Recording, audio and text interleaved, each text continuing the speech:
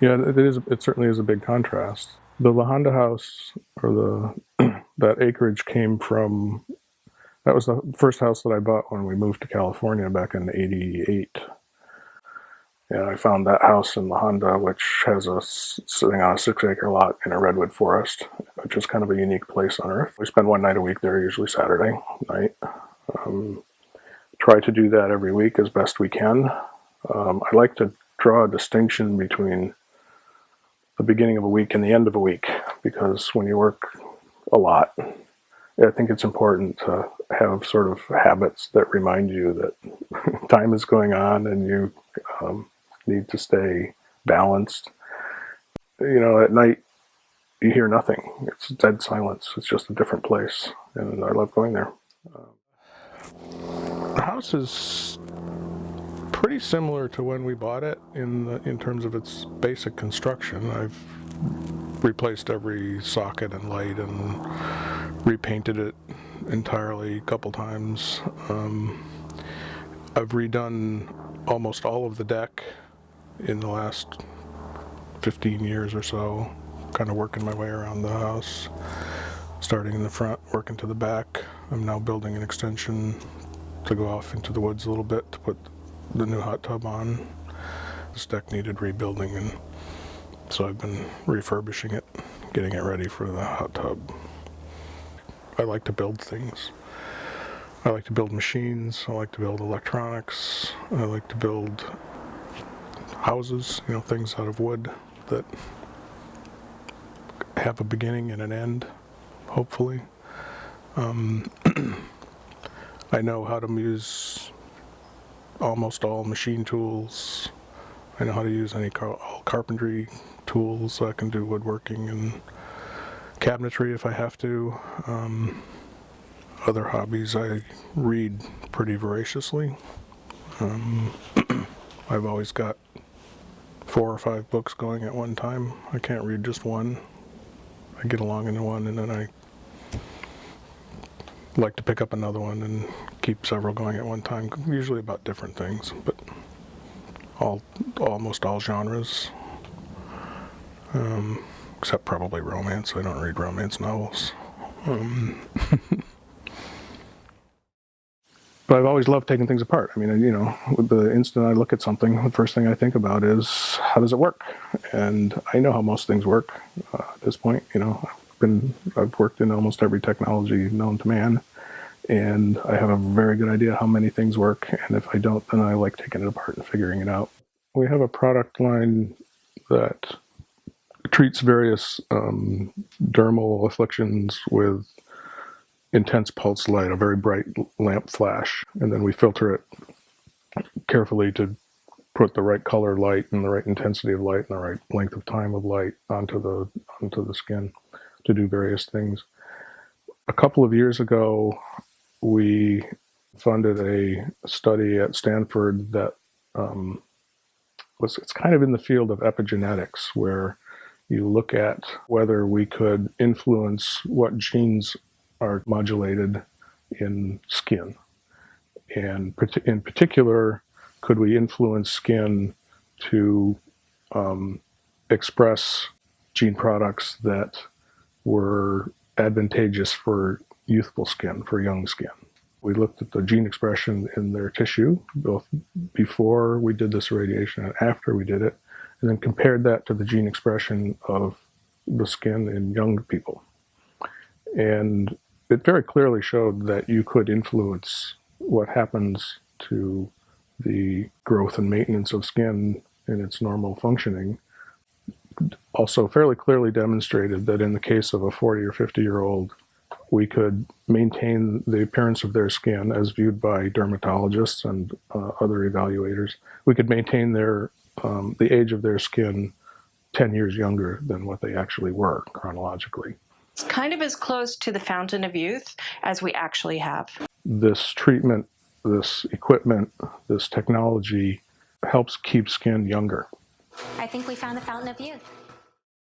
I went 4-year undergrad to the University of Binghamton, where I majored in physical chemistry.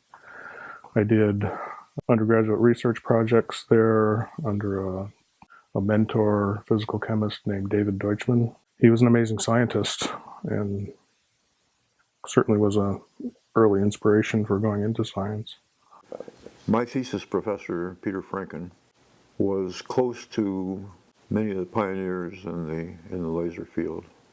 In 60 or 61, the solid-state laser was invented by Ted Maiman, and my thesis professor immediately picked up on it and obtained one of the first ruby lasers, which was what Maiman had invented.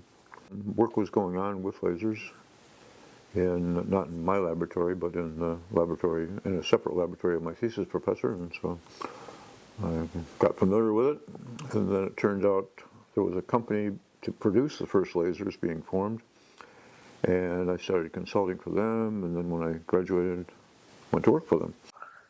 After undergraduate school, I went to the University of Pennsylvania for graduate school for about 6 years to get my PhD in a field called chemical physics.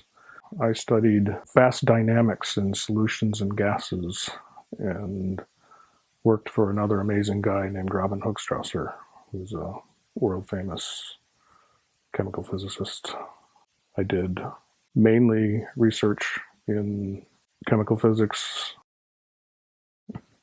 There's different versions of this story, but I'll give you my version. So we were initially called Phantom Technologies. We named the company kind of after a performance of the Phantom of the Opera. We just thought it was a cute name. And we weren't yet ready for market or didn't even know what market we were going to be in. We just wanted to kind of create an air of mystery and tweak potential competitors a little bit. So we called it Phantom Technology.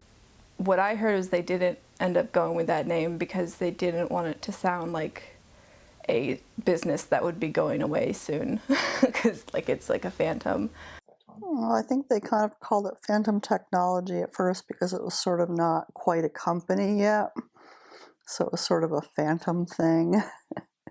And they didn't want to stick with that because it's a little bit sketchy when you're trying to work with doctors and things. We did that for about 6 months. And then as we brought our first product to market, in probably one of the fastest product developments I've ever done or been involved in, we changed the name to something that was more friendly to the medical community because it was a medical product. I felt fairly strongly that it should end in ON because all elementary particles in physics end in ON. Exciton, proton, electron, muon, they're all named and have ON at the end, and I thought that was something comfortable to me. And we made a list of 50 names. We crossed a bunch of them off, so Cyton was what was left. And we liked it because it had kind of the connotation of science, and it also had the ON ending that I wanted. And then they changed it to Cyton, and my belief is that Cyton came from the word science and, all things ending in ton, like photon, electron, neutron. So they had to come up with a new name, and I think a lot of the story that he told you fits with that, where they had to get one that wasn't in use. And somebody once told me that it was because it was a ton of science. He's very smart. He literally knows everything except how to apply makeup. He even knows how to braid our hair. He used to braid our hair all the time. He's always been a very useful person to have around because he can help with pretty much anything. Some of my favorite qualities of Dan are that he's hardworking and that he can fix things. At home, we don't really think of him as the boss or the head of a company. We, to some people he's Dr. Negus, other people he's Dan. To my little sister's boyfriend, he's Lord Negus, but to us, he's always Daddy Dan the Great, and he's a family man. I'm always available to my family. Certainly any text or phone call that comes in from them at any time of the day gets instantly answered. For the entire history of Saiton, I've been pretty close to home, and so I've always been able to take a couple hours in the middle of the day and go to a school event or whatever I had to, and those things were always the highest priority. And I certainly think I worked very hard at spending a lot of time with my family. It's, it's what's important to me.